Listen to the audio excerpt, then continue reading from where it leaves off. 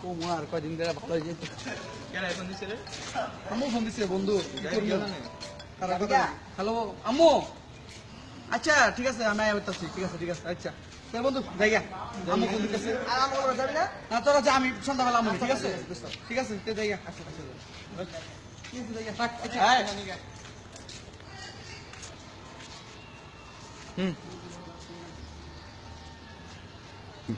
ভাই আপনি যে ওরা ধাক্কা দিয়ে গেল ভাই আমি কিছু কই আপনার বাড়িতে গেল আমার কাছ দিয়ে গেছে আমারে ধাক্কা দিয়ে গেছে ওই পুল্লাটা ভাই ওই জয় ওই এদিকে আয়। ওই বড় ভাই ডাকছে এদিকে আয়। জি ভাই জি বড় ভাই আমার ডাকছেন কে লেগে ভাই ভাই তুই ধাক্কা দিচ্ছিস কে ধাক্কা দিছে ভাই আপনিও তো ধাক্কা দিলেন ভাই আমি বুঝলাম না ভাই তুই আমার ধাক্কা দিয়ে গেছিস বাড়ি কই তো ভাই আমার বাড়ি তো ভাইপেল এই জায়গায় কি করো এই জায়গায় এমনি ঘুরতেছি ঘুরতাছস আপনাকে তো মা বলিতেছেন ওই বেটা আমি কেডা চিনস না ওই আমার মাইরা তুই গেছে ওরে ধর তো দিনকার জাম গো মাইরা তুই গেল পুরাটা ওই কাও ভাই চোরে এই তো না তুই জয় হয় না হ্যাঁ এই তো ওই তো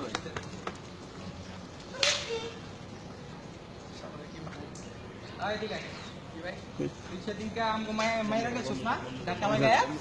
মাফ করে দেন ভাই আর তুই ধাক্কা মাইরা গেছিস না তুই